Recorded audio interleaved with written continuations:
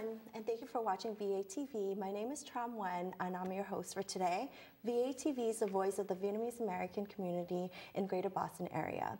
It is sponsored by VietAid, Vietnamese American Initiative for Development. The first half of our 1-hour weekly program is, usually it's in Vietnamese, but for today it's going to be in both English and Vietnamese, and so will the second half. You can watch us live every Wednesday evening from 7 p.m. to 8 p.m. on Channel 9 if you have Comcast, and Channel 15 if you have RCN. You can also go on our website at bnntv.org to watch us live. And if you happen to miss our live shows, we have rebroadcasts on Sunday at 5 p.m., Monday at 1 p.m., and Tuesday at 11 a.m. Or you can call in during the show anytime. If you have any questions or concerns, please call us at 617-708-3290. And you can also watch our TV shows at vietaid.org. And for today, we have a candidate for the representative seat for the 13th Suffolk District. And we have today PJ McCann. Would you like to introduce yourself? Tram, thank you so much for having me on. My name is PJ McCann. I am a candidate for Mayor Walsh's seat in the House of Representatives. The special election is going to be on March 4th. So that's a week from next Tuesday, so it's coming up quick. I live on Savin Hill Ave with my wife, Julie. I work for the Boston Public Health Commission. I'm an attorney, but I do mostly policy work, addressing kind of health challenges in the city and helping to create policy responses to health issues. Okay, so I'm just going to translate quickly what you said. Hôm nay chương trình mình có người muốn đăng cử cho ngày 4 tháng 3 năm nay. Thì ông McCann là một người luật sư. Hiện tại bây giờ ông đang làm cho Boston, làm ở trong văn phòng Boston Public Health Commission.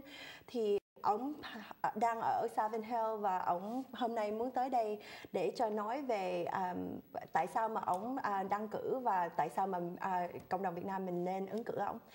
So first of all, why are you running for this office? Sure. So I made the decision to get into this race because I think it's a really exciting time for the neighborhood, but I think it's also a time where we need really strong leadership to make sure that the economic prosperity that the city is going to experience is experienced equally in all of our neighborhoods, especially in Dorchester and places like Dorchester. So I got into this race because I think I can be a strong advocate for the neighborhood to make sure that things like jobs and affordable housing, education are all a priority for the city as we move forward in this next exciting time. Trâm hỏi ổng là tại sao mà ổng ứng cử kỳ này, thì ổng nói là ổng muốn giúp cho cộng đồng, nhất là cộng đồng Dorchester có thêm việc làm, nhất là ổng muốn nói về giống như giáo dục cho trẻ em của mình, với lại thêm nữa là cho phát triển cho cộng đồng của mình thêm nhiều giống như có nhiều business hơn. Okay, so what sets you apart from the other candidates? Sure. So I think I do want to say that it's a great field. I'm really pleased with the other gentlemen that are running. I think no matter what happens, the district will be well served. But I do think that I have kind of the strongest set of skills and the best experience to be prepared to start the job on day one. You know, I've kind of in the past in my professional experience at the Boston Public Health Commission and at the city's Department of Neighborhood Development, I've worked on kind of addressing issues in the neighborhood from a policy level, so taking kind of a neighborhood issue or concern and doing the research that it takes to, to draft a legislative solution, to draft a bill, to draft all of the, the supporting research and memos and all of the other fact sheets and, but more importantly, the coalition building that it takes to get, an idea from idea to law. So I think I would be, uniquely positioned to be a good representative from my first day up there. I kind of understand how the budget process works. Part of my job at the Boston Public Health Commission has been in our Intergovernmental Relations Office, and a lot of what they do is advocate for public health priorities in the state budget. So kind of every year I've witnessed the state budget come together. I've also been like you, I was a Northeastern law student, and one of my rotations for co-op was in the governor's budget office, the Executive Office of Administration and Finance. So I kind of have seen the budget develop from the executive office as well. So I think I have kind of a good set of experiences, but also kind of a deep appreciation for what it takes to be a state representative kind of in the community. I kind of saw how responsive an office that Mayor Walsh was able to run, and if elected, I would aspire to give that same level of responsiveness to the entire community. That's great. So, Trâm hỏi là tại sao mà ông muốn ra ứng cử kỳ này, thì ông trả lời là không, ngoài trừ ra tại sao ông ứng cử kỳ này, mà tại sao mà nghĩ là ông hơn hay là giống như là cộng đồng nên ứng cử ông. Thì ông nói là tại vì ông có bao nhiêu năm kinh nghiệm làm ở trong chính phủ, và ông ngoại trừ ra đó nữa, ông có đi học trường luật, thì ông biết là sao mà giống như cách của government, sao mà từ ngày đầu tiên ông nghĩ là ông sẽ làm tốt cho cái government của mình. It's very hard. I'm trying to translate as much as I can. You're doing a wonderful job. My Vietnamese is not as good. So, Trâm xin lỗi là tiếng Việt của Trâm cũng không có rành mấy, thì Trâm cũng cố gắng giải thích cho quý vị biết là ông McCann đang nói gì. So I understand that you have been involved for quite some time with the Boston Health Department, and you advocate for at-risk affordable housing as well as helping Dorchester recover from the financial crisis. So, in addition to these major topics, what are your other top priorities if you were to get elected? Sure. So I, kind of from talking to people in the neighborhood when I go door to door, and when I, kind of call people, they, kind of the top priority that I hear from people in the district is, kind of concern about housing affordability as the neighborhood experiences economic development. I think, people want to make sure that there are some protections for people that are already living in the neighborhood, especially in terms of our elders, making sure that our older residents can age in place, making sure that as new businesses come in, they don't force out existing businesses, and also kind of as new wealthier groups of people come into the neighborhood, that the neighborhood remains a place where different income groups can kind of coexist in a kind of inclusive and vibrant community. So I think a lot of that is really complicated, but I think one solution to that is through the affordable housing and economic development levers that we kind of already have in city and state government. So I have some experience in kind of how affordable housing gets built and how market rate housing gets built, and kind of some of the ways that we can make new development in the neighborhood a little bit more responsive to the needs of the community and what the community's vision for the future. Trâm hỏi là nếu mà ông được ứng cử thì ông sẽ làm gì cho cộng đồng của mình? Thì ông nói là ông muốn làm giúp cơ sở trong cộng đồng của mình phát triển hơn, nhất là những cơ sở đã có tồn tại hiện tại bây giờ, thì ông muốn phát triển những cơ sở đó mà thêm giúp những cơ sở khác để mở ở trong cộng đồng Dorchester của mình. Với lại ông nghĩ là nhà cửa, nhất là nhà cửa mà giống như không có cái tiền nhà không có cao mấy, để cho nhất là người già với người không có nhiều tiền có thể ở trong cộng đồng dễ dàng hơn. Và nếu mà có những cái building mới nào mà mở thì có những cái để những cái apartment giống như cái tiền rent không có cao mấy, để cho nhiều người Việt Nam có thể ở lại trong Dorchester. Okay, so I know that you, while working for the Public Health Commission, one of your main goals was to develop new ideas, good ideas for improving quality of life into law. What ideas have you implemented, and what other ideas do you hope to implement if you are to get elected? Sure. So one of the major things that the Boston Public Health Commission has always done has been take the lead on tobacco control issues. Okay. So, kind of we saw recently that CVS, as a chain, took tobacco products out of the stores, but a lot of times, years and years before an action like that happens, the city at the local level will will take action on an issue. So in 2009, this is before I was at the commission, but it's kind of an example of the city government and then the Boston Public Health Commission through its Board of Health in particular being able to be really responsive to local public health issues. So kind of as during my time, we looked at electronic cigarettes, which were kind of an emerging public health issue, and the federal government wasn't really clear on how it was going to handle it, and state government hadn't stepped in. So a lot of times in situations like that, it kind of falls on local government to figure out how we're going to address an issue. So kind of we did a lot of research. We kind of went all the way through to kind of academic research on health risks associated with nicotine and kind of some of the other uses for electronic cigarettes that were potentially hazardous to people's health. So we kind of brought to the board a set of recommendations, including not allowing sales to minors and not allowing use in the workplace until the FDA acts on them. So it was just kind of an example of how we, at the local level, often have to take action on an issue before the state and federal government do. We've similarly done, we've taken action on blunt wraps and cigar packaging and cigars that are kind of marketed directly to youth. So kind of really taking as many steps as we can to make sure that kids don't start smoking.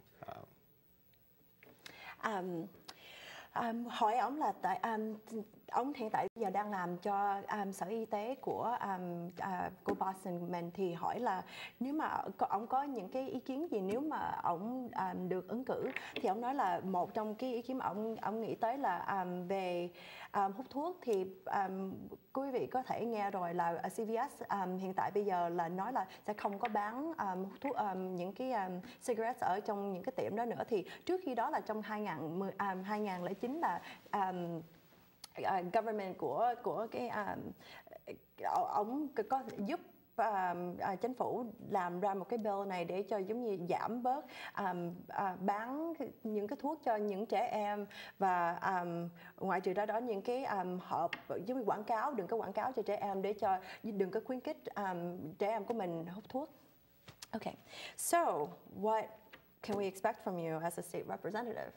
Sure. So I, as I said before, kind of my top overarching priority would be to, kind of operate an office that's, as directly responsive and kind of seeks out ideas from the community and, kind of the Vietnamese community in particular, kind of make sure that, my office is kind of a place where, residents feel comfortable coming to as their connection to state government. I think you can also think of me, if elected, as the neighborhood's kind of advocate in chief.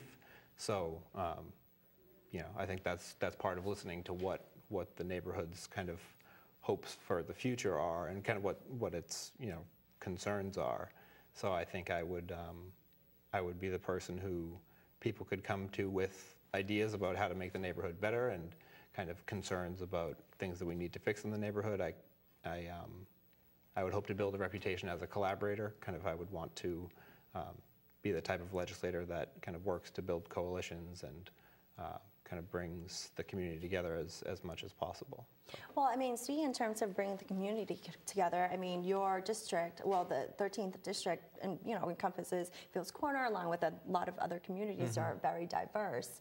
And the Fields Corner has more than half of its residents are Vietnamese American. So, how do you plan on? What's your view on diversity, and how do you plan on diversifying the state government, so to say? Sure. So I think the diversity of the district is one of its greatest assets. I think, kind of in my kind of the speech that I give when I'm at events, I talk a lot about the history of my own family in the neighborhood, kind of my great-grandfather coming from Italy and my, other great-grandfather coming from Ireland, and the neighborhood being the type of place that, kind of supported them as they started small businesses in this country. So I think Dorchester has kind of always been a melting pot, and it's kind of always been, you know, a neighborhood that's allowed people to come to this country and make a name for themselves and,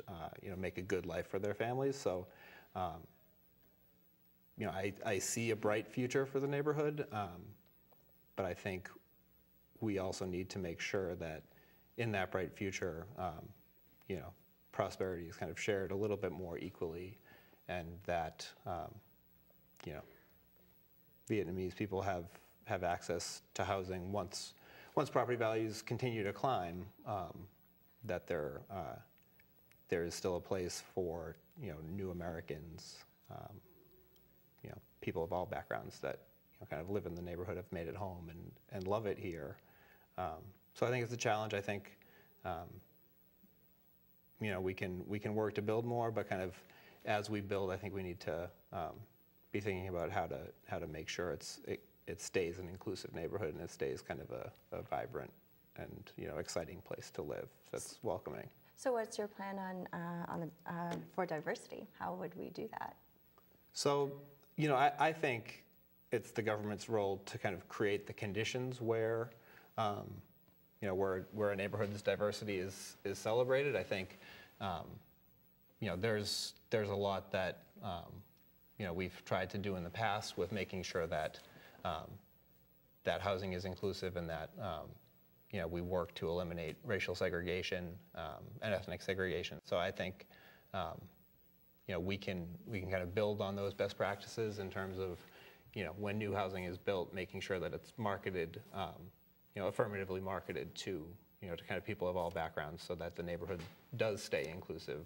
You know, I think as a neighborhood we can kind of build on some of the great things we do about celebrating our diversity. I mean, I think, you know, it's wonderful when you go to, you know, the Vietnamese New Year and you see people from all backgrounds there, and, you know, when you go to kind of one of the Irish festivals and you see people from all backgrounds there. So, you know, I think the neighborhood can kind of continue to come together around events like that, but, you know, I think part of it is just, you know, making the kind of space for kind of people from all types of backgrounds to interact with each other, which I do think, you know, Dorchester is in a great place to be that type of place, kind of in comparison with, you know, other places in the state and the city. So, you know, I'm optimistic about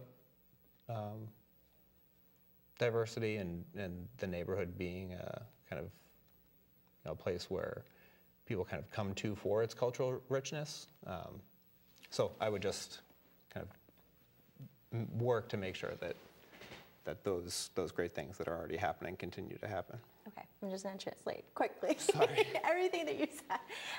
Trong hỏi ổng là nhất là tại cộng đồng Dorchester hiện tại bây giờ là nửa người gia cư là người Việt, người Mỹ gốc Việt, thì hỏi ổng là ổng sẽ làm như thế nào để giữ gìn cái cộng đồng của mình như có nhiều dân tộc khác nhau như vậy. Thì ông nói là trước nhất là ông muốn một là nhà cửa, ông muốn giữ gìn nhà cửa đừng có quá cái giá nhà đừng có quá cao cho giống như người mới qua hay là mấy người qua sau như là người Việt Nam như mình có thể mua nhà ở Dorchester được. Thứ hai nữa là ông nghĩ là giống như hiện tại bây giờ có bao nhiêu cơ sở Việt Nam với lại của những chủng tộc khác nhau, thì hiện tại bây giờ những cơ sở đó làm cho cộng đồng của mình rất là giống như là làm một cái giống cộng đồng tốt hơn và đẹp hơn. Thì ông muốn tiếp tục như vậy thì một cái idea của ông là giống như là những cái như ngày Tết hay là những cái lễ khác như là Irish Festival, thì ông nói là mời những người trong những cộng đồng khác nhau để tham gia, để cho những người trong cộng đồng có thể biết nhau hơn và giống như làm việc với nhau chặt chẽ hơn. Với lại ông nói là nhất là nói chuyện về nhà cửa nữa, không những là để cái giá nhà thấp, nhưng mà nếu mà ai có bán nhà, những cái listing phải giống như là cố gắng sao mà cho những người Việt Nam với lại những người mà chủng tộc khác biết về những căn nhà này để cho họ mua được căn nhà này để họ có thể ở lại trong Dorchester, trong cộng đồng Dorchester. So currently, our hopes for the Vietnamese community is to transform the Fields Corner from a tea stop to a destination of culture and businesses. What are your thoughts on this, and how do you plan on promoting that? Sure. So I kind of share that vision for Fields Corner. I think it's I think it's in a great place and has kind of great building stock for being a real kind of main streets type of district. I think part of that is bringing a main streets program and kind of strengthening the types of business development opportunities that are available to people that are starting to do or people that are trying to do exciting things, in our storefronts there, especially kind of you see a lot of the storefronts that are vacant or boarded up. I think, the city and the state can work together to make sure that, we're addressing whatever barriers are there between, entrepreneurs in the community that want to invest and then being able to make those investments. I think, access to credit is probably a big part of that. So I think, that's another place the state can play a role in making sure that people in the community have, have the ability to make the investments that they're hoping to make. I think we've seen kind of a lot of great movement in that direction, just in terms of people that are able to make those investments themselves. But I think if we could just encourage a little bit more the potential that kind of individual entrepreneurs have to rebuild places, I think is amazing. So I think the government's role in part is getting out of the way of small businesses and entrepreneurs when they're trying to help revitalize places like that. So I think we need to look at all of the regulations that go into what it takes to get a business open, started, permitted, and funded. So I think a lot of those things are places where the city and the state need to work together on. So I would be an advocate for making it easier to start businesses. But I think there are other things that the city and state can do to kind of help to move that economic development along in places like Fields Corner. I mean, I think the idea for public art is great. I think I was involved with the census mural. Oh, that's wonderful. Because I was working for the federal government at the time. Great. So yeah, things like public art and just making sure the existing infrastructure in the downtown business, not downtown, but in the those kind of main streets type business districts are well taken care of, and that it's kind of a welcoming, clean, and inviting place. I think that's a place where having an advocate type of organization like a Main Streets group can really help. Great. Trâm hỏi là hiện tại bây giờ nhất là Fields Corner, mình muốn làm cho Fields Corner là không phải là một cái trạm xe train không, mà muốn cho nó tốt hơn, thì hỏi là ông có cái ý kiến gì mà để làm cho cái Fields Corner của mình đẹp hơn, tốt hơn. Và ông nói là trước nhất là ông muốn mở giúp cơ sở mở trong cái khu vực đó, tại có nhiều cơ sở đã đóng cửa rồi, hay là có những cái building hiện tại bây giờ là không có cơ sở trong đó, thì ông muốn giúp cộng đồng mở thêm cơ sở để cho làm cái chỗ đó giống như là rộn ràng hơn, với lại làm ông muốn sao mà cho cái Fields Corner của mình được sạch sẽ hơn và có nhiều người tới hơn để cho cộng đồng nó mạnh mẽ. So we have about 2 minutes left. So I want to give you a free rein to just give your pitch to the Vietnamese audience here. Why should we vote for you? Sure. And I mean, why should we vote generally? Okay, thank you. Well, I think you get to the real issue. I think no matter who people in the community vote for, I do hope that that the district comes out to vote on March 4th. It's like I said about when I made the decision to get into the race, I got in because it's a really important seat. It's kind of always been well represented. I think Mayor Walsh had done an amazing job with the seat, so I think the neighborhood needs a strong advocate in the State House, and I think I have the skills to be that advocate. And